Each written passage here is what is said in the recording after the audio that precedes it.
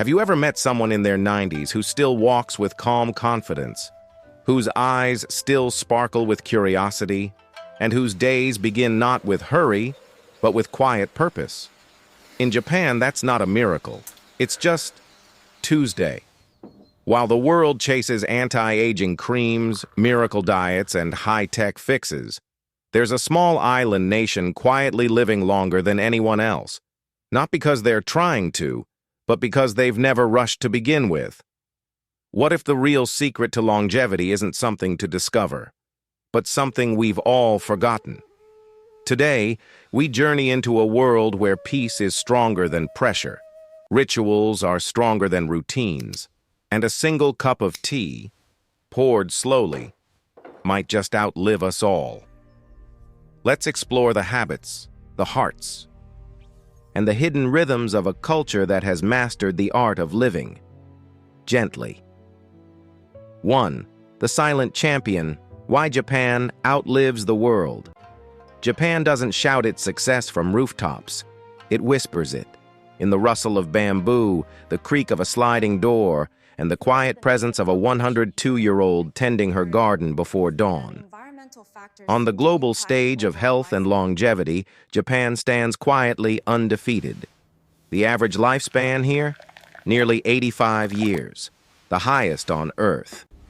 But what's more remarkable isn't how long they live. It's how well they live. For years, scientists were convinced it had to be genetics, some magical gene only the Japanese possessed. But then something curious happened. When Japanese families moved abroad, to America, to Brazil, to Europe, their life expectancy dropped within just one generation. The same DNA. A shorter life. That was the wake-up call. Longevity, it turns out, isn't written in your blood. It's etched into your habits. What the Japanese have isn't a secret pill or a sacred diet. They have something far rarer, a cultural commitment to living well, quietly, consistently, and with deep attention to the present. While much of the world runs on urgency and multitasking, Japan runs on rhythm, from the way they wake up to the way they eat, rest, and relate to one another. There's a gentleness woven into the pace of daily life. And that gentleness, it's not weakness, it's strength, disguised. Researchers now estimate that over 80% of Japan's longevity is shaped not by inheritance, but by environment and lifestyle. It's not what they're born with, it's what they repeat, every single day. And perhaps that's what makes Japan the silent champion. Not because they try to live forever, but because they know how to live fully, right now. 2. The gentle power of daily rituals. Before the sun rises in a quiet suburb of Kyoto, a 91-year-old man wakes without an alarm. He folds his futon with care, opens the sliding door to let in the morning air, and bows slightly toward the sky, as if greeting an old friend. To outsiders, these might look like small gestures, but to him, they're not tasks. They're rituals, anchors that give shape to the day and peace to the mind. In Japan, life isn't divided between big moments and everything else. Every moment matters. There's a quiet discipline, almost invisible, in the way many Japanese elders move through their day. They sweep the front step not just to remove dust, but to prepare their spirit. They water bonsai not just to nourish a plant, but to train patience. They prepare breakfast with the same focus one might give to prayer. And it's not done in haste. They don't multitask. They don't check phones while eating. They don't rush through the day to get it over with. They inhabit their day, fully, gently, deliberately. Modern science calls this behavioral mindfulness. It turns out, these quiet routines regulate the nervous system, lower stress hormones like cortisol, and promote cardiovascular health better than many modern medications. But here's what makes it truly powerful. These rituals aren't forced. They're not productivity hacks. They're cultural memory, passed down through observation, not instruction. Children watch grandparents fold cloth slowly, serve tea carefully, and walk with measured grace. And over time, they learn. There's power in doing small things well. These rituals become the gentle scaffolding of a long life. They protect not just the body, but the soul. And in a world obsessed with speed, Japan quietly reminds us, you don't have to rush to move forward. 3. Tingju, turning chores into meditation. In the West, we often see chores as something to get through. Laundry, dishes, sweeping, all lined up like obstacles in a race. But in Japan, these same tasks carry a different weight. They're not burdens, they're opportunities. Opportunities to practice Tingju, the quiet art of doing everything with presence. Tingju isn't a word you'll find printed on a tourist brochure, but you'll feel it in the way a Japanese grandmother folds a towel. Slow, precise, almost ceremonial. You'll see it in a shopkeeper wiping down the entrance at 6 a.m., or in the way a tea master arranges cups with reverence, as if each item holds a story. Tingju means this: whatever you do, do it fully. Not perfectly, not quickly, but with care. It's a way of saying, this moment matters, even if no one else sees it. Science is only just beginning to understand the power behind this mindset. A study from the University of Tokyo found that simple acts done with focused attention, like cleaning or folding, significantly lowered participants' heart rates, improved sleep quality, and even enhanced mood stability. Why? Because the mind, when given just one thing to hold, can finally let go of stress. In Japan, Tingju turns routine into rhythm. It transforms sweeping the floor into a form of prayer. It turns pouring tea into a meditation. It slows the mind, centers the heart, and, almost without effort, restores the spirit. It's not discipline, it's devotion. Not to the task, but to the way the task is done. And perhaps that's the secret most of us miss. Peace isn't something you have to go find. Sometimes it's hidden in the way you wash a bowl. 4. Finding strength in stillness. The wisdom of Majan. Silence makes many people uncomfortable. In conversations, we rush to fill the gaps. In life, we chase noise, as if stillness means we've stopped moving. But in Japan, there's a different understanding. They call it Majan, the space between things. It's not emptiness. It's presence, not a void, but a breath. You'll find Majan in the pause before a reply, in the moment of silence after a cup of tea is poured, in the stillness of a tatami room where nothing screams for your attention. This space isn't accidental, it's intentional. Because in Japan, they understand something that modern science is just beginning to prove. Life needs rhythm. And rhythm only exists if you allow space between the notes.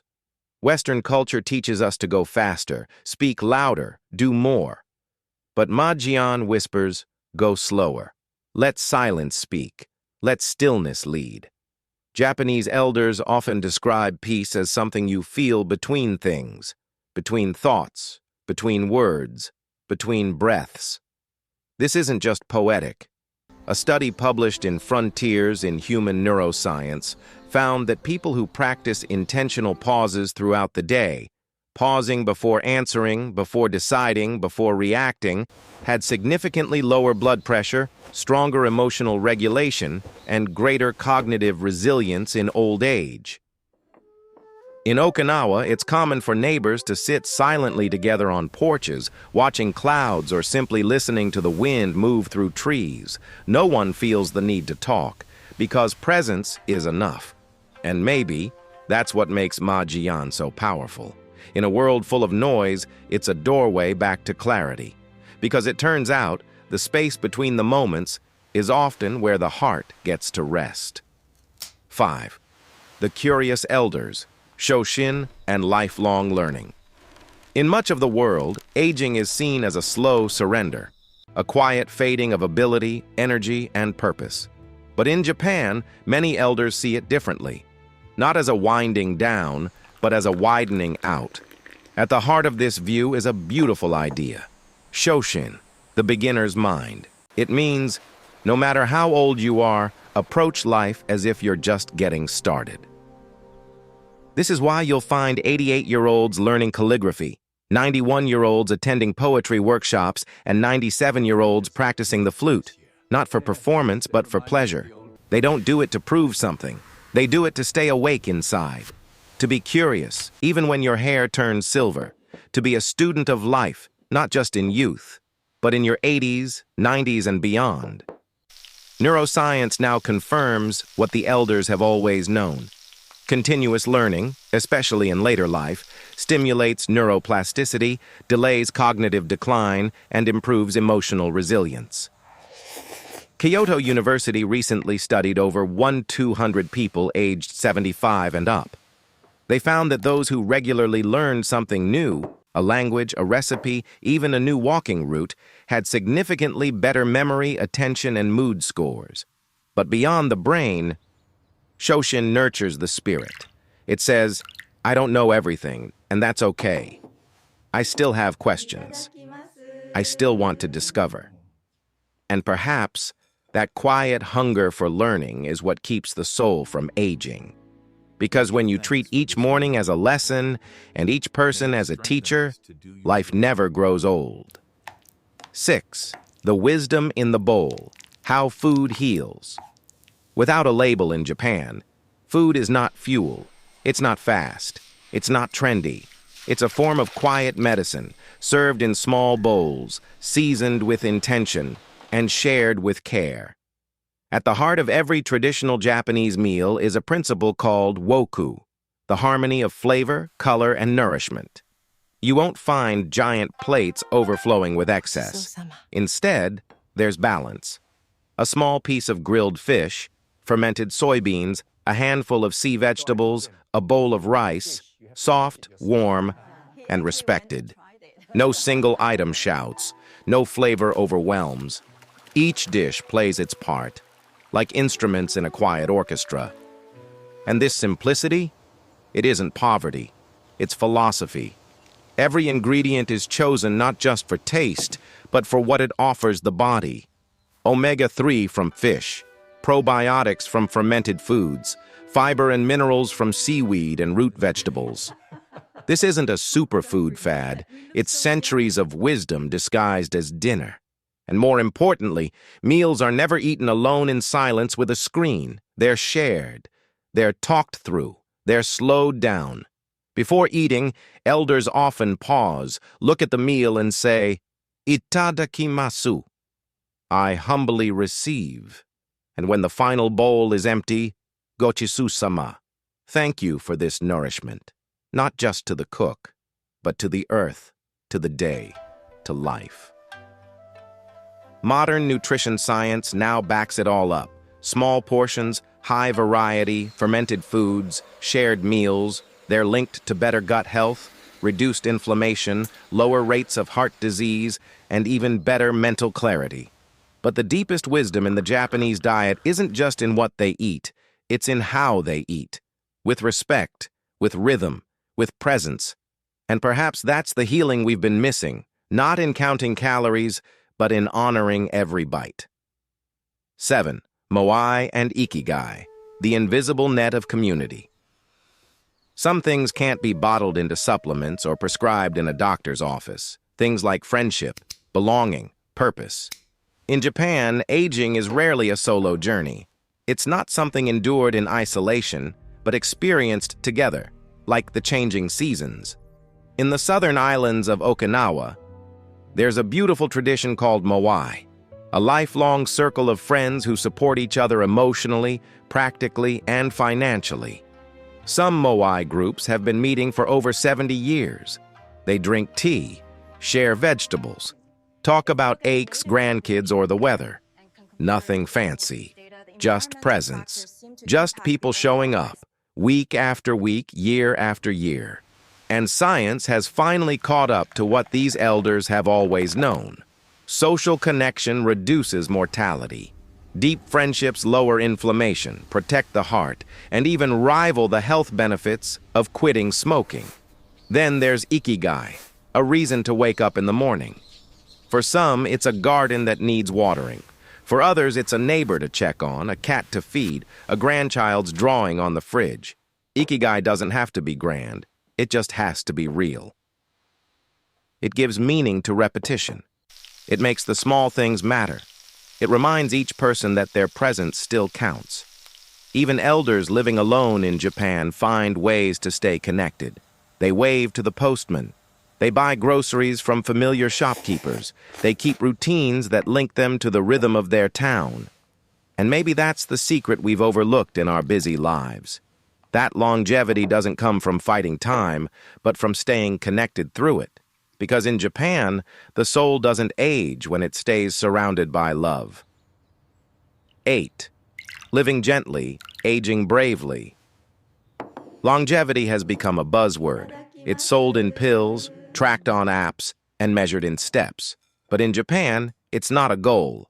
It's a byproduct of living well, of living gently. No one's racing the clock. No one's trying to outsmart time. They're simply walking beside it. One folded futon, one shared meal, one quiet conversation at a time. And maybe that's the real wisdom, that a long life isn't built on hacks or secrets, but on attention. Attention to how we move, how we eat, how we rest, how we love. Japan's elders don't chase youth. They embrace age with a grace that doesn't fight the mirror. They keep learning, keep laughing, keep showing up, not to impress, but to belong. They remind us that it's not about adding years to life, but about adding depth to each year. So perhaps the question isn't, how do I live longer? But rather, how can I live gently enough? That time wants to stay a little longer with me? You don't have to move to Japan to begin. You can start now, by noticing the steam rising from your coffee, by greeting your neighbor by name, by folding the day with the same care you'd fold a favorite shirt. Because in the end, it's not how long we live. It's how present we are while living.